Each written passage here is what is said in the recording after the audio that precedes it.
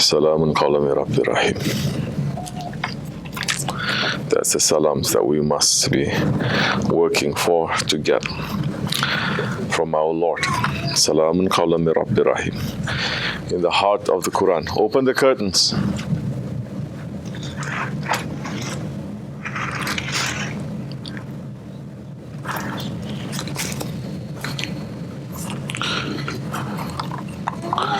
The heart of the Quran. Everything has a heart. Holy Prophet ﷺ is saying, Allah subhanahu wa ta'ala has created everything, and in everything there is a heart. In the sun there is a heart. In this table there is a heart. Everything there is a most important point. And the heart of the Quran is Surah al-Yasin. And the Yasin is referring to the Holy Prophet ﷺ. That is one of his titles. Which is why in our way when we recite Surah al-Yasin, we have to give salawat. Salamun qawlan min Rabbi Rahim. Peace, a word from your Lord, the most compassionate. We want to hear that. We don't want to hear anything else. أعوذ بالله من الشيطان الرجيم بسم الله الرحمن الرحيم نستر مدد لصاحبالسيف نوعت أربعين توزلن تخلون الرياض حسبنا الله. For murids to make that intention every time you sit down to do something, to worship, that is very important. Our Grand Shaykh Abdullah Dagestani is saying, if you make those intentions, it is as if you have performed that ibadat. You will get the same rewards. Those women with children, if they are crying when the sohbat is going on, it'll be good to pick them up, put them outside a little bit, take care of them. After sohbat come in, just for a few minutes, inshallah, so that others can concentrate. Nawaitu arba'in, nawaitu uzla, nawaitu khalwa, nawaitu riyada, nawaitu suluk. To make intention, just to make that intention in these days. It is very big in the eyes of Allah, in this Ahir of the Ahir Zaman. When you're about to pray, when you're about to make some zikr, to make the intention that you're entering into seclusion, into the 40 days of Arba'in. That you make intention, then it is as if, Grand Shaykh is saying, the awliya Allah, they have enough power to grant you that. Because in these days, we cannot do too much. But whatever small thing that you're doing with a big intention, Allah, the most merciful one, the most compassionate, looks to the heart. Looks to the heart. Doesn't look to everything else. It looks to the heart. And if the heart is correct, everything else is correct. As the ummah of the Holy Prophet ﷺ, it is intelligence for us to look, to see which heart it is that Allah is looking at. Allah is not looking at everything, but is looking to the heart. Which is why the Sahabi-Kiram, they understood that. The Ahli Tasawwuf, they understood that. The Jali of Allah doesn't come everywhere. It comes to the heart. And the heart of the Quran is Surah al-Yasin. Surah al-Yasin is referring to the Holy Prophet ﷺ. So concentration, although this is Rabi al-Ahir, the concentration has to be the Holy Prophet ﷺ and in his way. If it's other than that, you missed it. You will not get the blessings of Allah. Like today's Muslims, you have no blessings. You have so much wealth, so much intelligence, so much technology, but there's no blessings. None. Not too long ago, they don't have too much, but they had the Holy Prophet ﷺ. They had the heart. They were looking and Allah was looking at them. They were looking at their Lord and their Lord was looking at them. They were looking at their Lord. Their Lord was sending salams to them, and they're giving salams back. Because they took care of that, the heart. Today's Muslims, they took care of everything, but not the heart. Today's Muslims, they say we must learn to fix everything in our religion except for the heart of our religion. Today's Muslims saying we must go for so many kinds of knowledges, so many kinds of courses, so many kinds of education, except for the heart. The heart is rotten. But Holy Prophet ﷺ is saying, inside of you, there is a piece of meat. It is as big as your fist. But today science have discovered your heart is as big as your fist. If it is good, the whole body is good. If it is rotten, the whole body is rotten. And Ahli Tasawwuf, people who are really going deep into the understanding of the religion, of Deen, of Islam, say that we must fix the heart. Yes, Sharia is important to keep everything correctly, but if the heart is no good, if we're not taking the heart seriously, everything is going to be sick. So from that time until now, they concentrate on the heart. How many are concentrating on the heart? If the concentration is on the heart, today's people are not going to be sick. They look very healthy. 2 billion people. So many Muslim nations. But they're powerless to do anything to stop. Not one. To stop millions and millions and millions from being tortured and killed every day, from being under zulm. And the majority, they're helpless to do anything.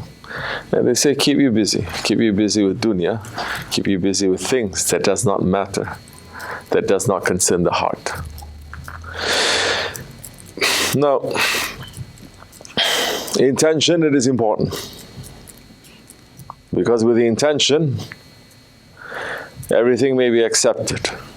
We're living in the Ahir Zaman, where so many things we cannot do. We're living in the Ahir Zaman. When you look everywhere from top to bottom, it is forbidden anyway. People are concentrating on Shariat. I'll give them Shariat to sink them. The money you have in your pocket, it is haram. What do you like? You like that? The money that you have, it is forbidden. The system where the money is traded, the economic system, it is forbidden because everything is based on what? Interest, riba. Yet they bother the little people to say, oh, you cannot borrow money from the bank to get a mortgage to pay a house because it is riba. Bre, what are you? I'm a doctor. Bre, your whole profession is forbidden. According to Shariat. It's based on riba. They destroy over 1,400-year-old system and they put us something and they make us to be busy with something. So when you're not concentrating on the heart, you say, oh, look, the eye is no good, fix it. The nose is like this, the feet is like this, fix it. Now it looks good, but the heart is gone. What good is fixing everything when the heart is gone? What good is it? What is the heart or the system of Islam? Islam is a system. What is the heart of the system of Islam? They cut it out, they removed it, and they threw it out. What is the heart? Khilafat. The heart of the system of Islam. It is Khilafat. They make the Muslims to be blind, to hate the Khilafat, that time and now. They make them to forget about the Khilafat. They made them to think it's not necessary, or it belongs hundreds of years ago, it doesn't concern to us now more. But that Khilafat, that heart, again, it is representing another heart. Because when Hazrat Abu Bakr Siddiq radiallahu anhu became the first Khalifa of Islam, He didn't say, I become a Khalifa. He didn't say, I'm a Khalifa. Like today, so many people, they're saying, I'm a Khilafatullah. He said, I am a Khalifa of Rasul. I am the one who is a Khalifa, the representative of the Prophet. When Hazrat Umar became Khalifa, he didn't say, I became a Khalifa. He said, I am only a Khalifa of Abu Bakr Siddiq. Not even of the Prophet. When Hazrat Osman became Khalifa, he says, I am a Khalifa of Hazrat Osman. This is how Khilafat works. You understand? Even with titles, the rulers were very, very particular. As Muslims, they say, no, I'm going straight to Allah. That's how everything failed. So the Khilafat, they took out the heart. They put it on the floor, on the ground, and they step on it. And they told everyone to step on it, as they did once upon a time when that shaitan, in order to kill the morale of the people. How do you kill? When I'm thinking about it, how do you destroy the belief and the love of a people towards Islam and Tasawwuf, an empire that was based on Sufism, the only empire that was based on Sufism, the Ottomans. How do you make a people like that to hate Islam overnight? So many ways they did it, of course. They hung so many awliyas. They killed so many shaykhs. The imams, easy, because always the imams are easy to. People of the zahir knowledge, very easy to control them. The people of the batin knowledge, very difficult. You cannot control them, kill them. All the madrasas closed down. All the taqiyas, zawiyas, dergah, destroy them. Destroy them. But that's only the outside, no? How do you destroy the heart of a people? How do you destroy the heart of a people that the heart is only for Allah? That's why one of the things that one did, he invited all the alims and all the shaykhs.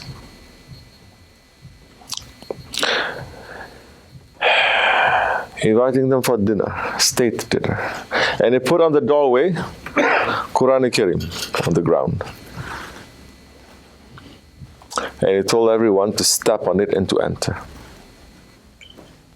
This is real. For all of you who are so loving what that one has done.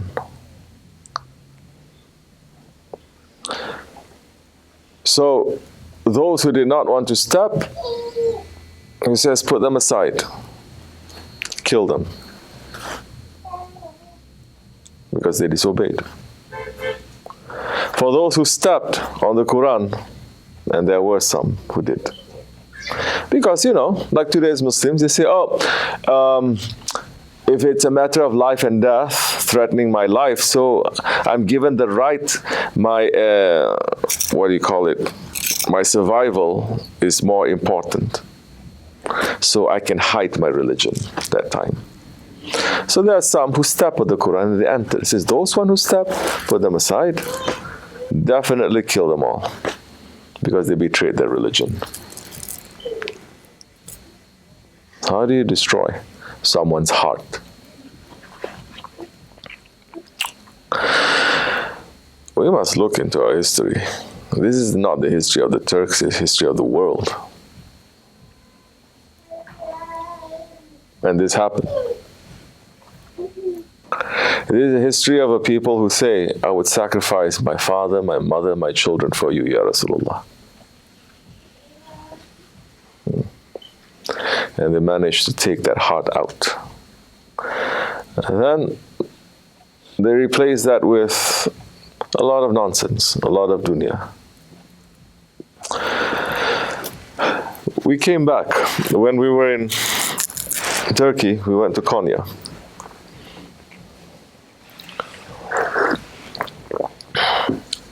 And when we were in Konya, We went to Maulana Rumi's tomb. We were not happy. We asked him,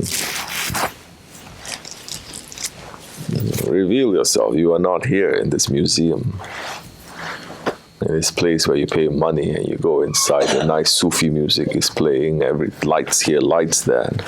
You are not here. And he says, go to my Shams. So we went to Shams Tabriz. We walked there. You were there, right, Ali Abaza? Oh, you're not there. Oh. For those of you that your hearts are getting pulled by this dunya, turn your hearts to Allah.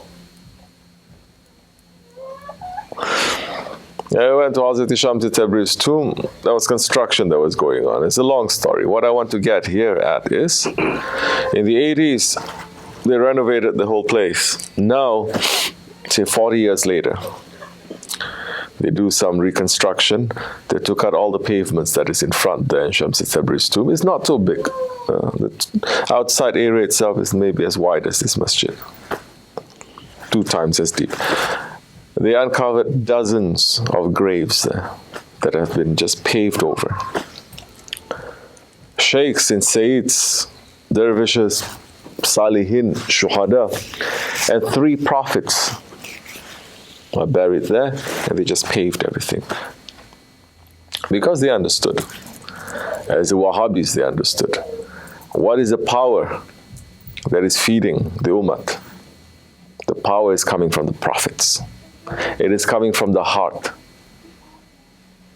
And those who are representing the prophets, the awliya Allah, the power is coming from that. Because they are not dead. When you are around them, when you're with them, when you pray, and when you ask, and when they give, because they are in Allah's presence, when you are next to them, you feel the divine reality as well, although you are in this world. And your heart will not get pulled to nonsense so much. Because they are Ahli Jannat. And where Maulana says, where you see his tomb, his masjid, and a couple of buildings, and the whole area is just open. That whole area is filled with graves. You are walking on graves. But they make it look like a nice park. Same there, same in Medina, same in Mecca too.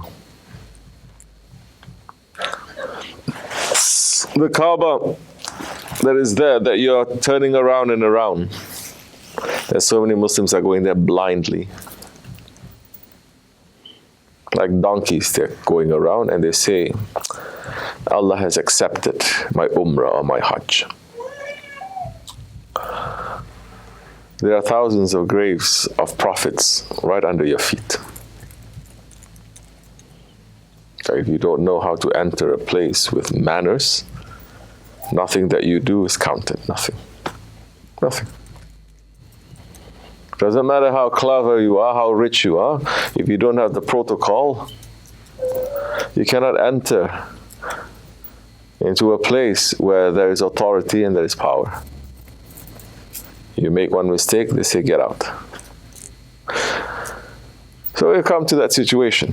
The heart, we're not taking care of anymore. The tajalli of Allah that is falling to that heart, we're not taking care, because the heart is busy. Turning around, not busy with your Lord.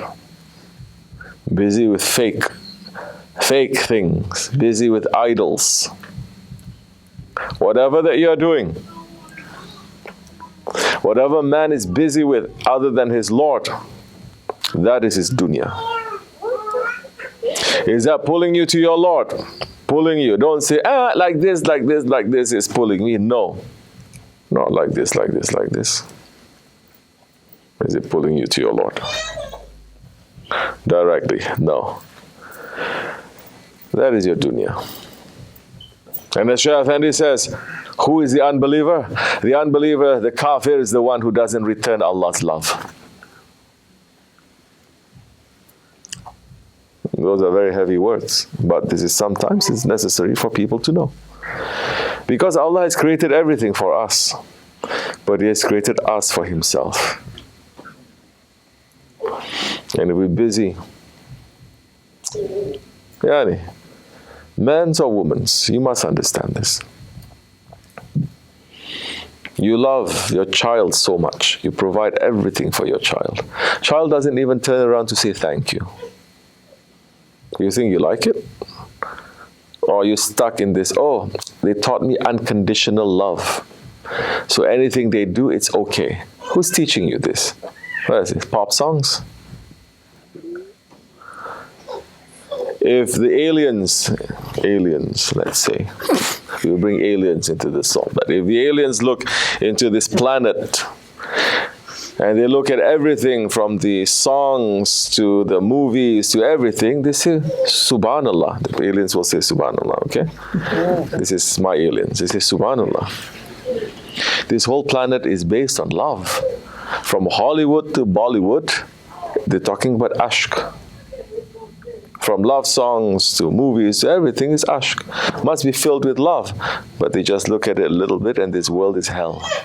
It's turned into a hell. Yes, it is love, but love of what? Love of their ego. Love of the ego turns everything into a hell. Love of the self turns everything into a hell. But if you love those ones whom Allah loves, love that heart. This world can be a hell, but you will find a paradise. That with your weak service, it will be accepted. As today, we spoke. Serve. Your service is weak. Don't run from it. If Allah can praise that ant with a broken leg that is carrying a drop of water to turn out, to put out the fire of Namrud, what about us that we are trying? But you have to be sincere. Now we come to the point of what tasawwuf is, sincerity. Don't play games. Don't hide behind things or words or ideas. Don't play games. Strip it away. Remove the veils. Look at yourself as yourself. You don't know how to look. That's why the sheikhs, they take a mirror. You get very upset and you break the mirror. You can break the mirror. The mirror is just a reflection of you. You want to break that ugliness? Break yourself. Break the idols that is in your heart. Say La ilaha illallah. Don't just say with the tongue. Understand what those idols are and say La ilaha illallah. That time, inshallah Rahman, we may hear the voice saying Salamun qawlan min Rabbir Rahim. Otherwise, we may hear the next ayat. We don't want that. What is the next ayat? Shaykh by? Salamun qawlan min Rabbir Mujrimun. Say. وامتازوا أيها المجرمون. Away. Away. Let's put in simple English. You disobedient one. And Allah is saying what? Didn't I remind you? The ayat after. Didn't I remind you, O Bani Adam, not to worship Shaitan? Because he is your open enemy. Now let me ask you a question. Who in the world, except for some crazy white people, let's say, who in the world worships Shaitan? And this ayat is talking to Muslims, right? Isn't it talking to Muslims? Talking to Muslims and Bani Adam also, the whole of mankind. Don't worship Shaitan. Who really worships Shaitan? So which Shaitan Allah subhanahu wa ta'ala is saying that we are worshipping? Shaitan that is inside of you. Your ego. Your ego that is 70 times more powerful than Shaitan. Because the ayat is saying, didn't I tell you, O Bani Adam, not to worship Shaitan because he is your open enemy? Open enemy is very dangerous. What is even more dangerous than that? Your hidden enemy. The enemy that is hidden, that you can't see. The enemy that's pretending to be your friend, but is there, right next to you. And that is your nafs.